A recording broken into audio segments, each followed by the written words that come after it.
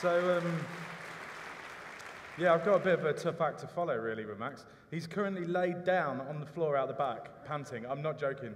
He literally ran off stage and laid down. Anyway, TEDx hat off, seeper hat on. 13 years ago, I founded this arts and technology collective, seeper. And about 3 years ago, me and a group of friends did a project for Glastonbury Festival. And our goal was to make music and art accessible to people who weren't necessarily musicians, artists, or dancers. And so we played around with motion tracking them and all sorts of different things. But that's not what I'm here to talk to you about. Another friend of mine who works at the Baskerville School for Autistic Children in Birmingham saw the video and said, you know, this is really interesting. This could be really, really great for kids with autism.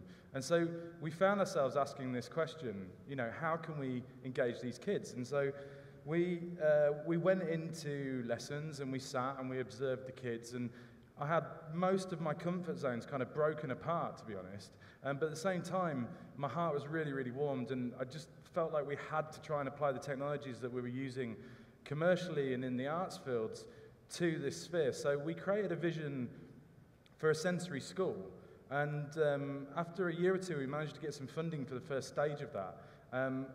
It's quite primitive what we did. We really just wanted to see how the kids would react to different technologies, to different sensory stimuli, and a whole range of different things. But basically the video I'm going to show now is what happened. So I hope you like it, and I hope it makes sense. Thank you very much.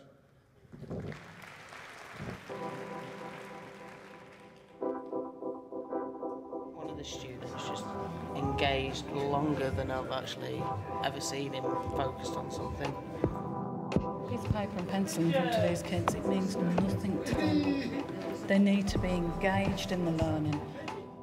Being in control, particularly for the youngsters that I work with, it's all part of their understanding of themselves and the world.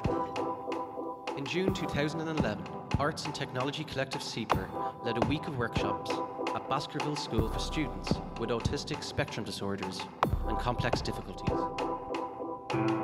The workshops introduced the students to a variety of immersive, interactive technologies designed to facilitate learning, communication and engagement in young people with diverse needs. The students were encouraged to explore the responsive environment individually and in groups. The reactions were surprising and exciting. They were just sort of deciding themselves what to do instead of waiting for someone to tell them, which I thought was really good. Put them in it, let them physically engage them, and they take hold of the learning themselves, which is really good. Having control is a big thing, you know, in terms of developing their own sense of self. You are the evidence of the dawning. You must be destroyed.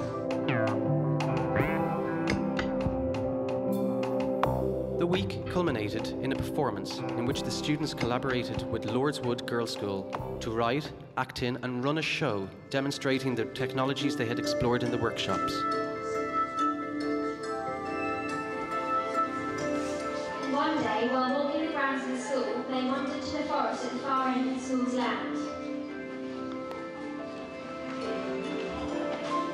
The children loved the forest and played in it at every chance they got. They would run, skip and play amongst the trees for hours on end. Curiosity got the best of them, and wild stories abounded of what might be down there. But it was beginning to get dark, and they were due to be back at school, so they hurried back and hatched a plan.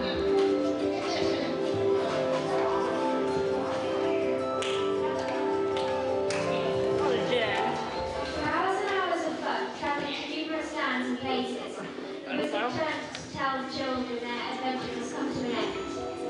The children made their way back to the sphere to take their journey back to Harville.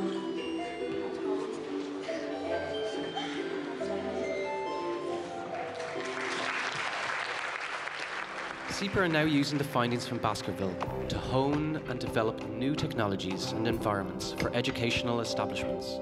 Environments that engender creativity, inspire collaboration, and excite confidence in young people.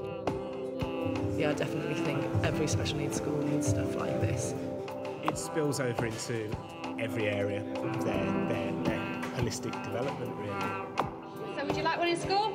Oh, yes, I do. It would be brilliant, wouldn't it? Right. So would you like to have something like that in the school? Oh, yeah, I'd definitely like to have the big Sophia and the iPads and the music, make your own tunes. I think that would be really good to have.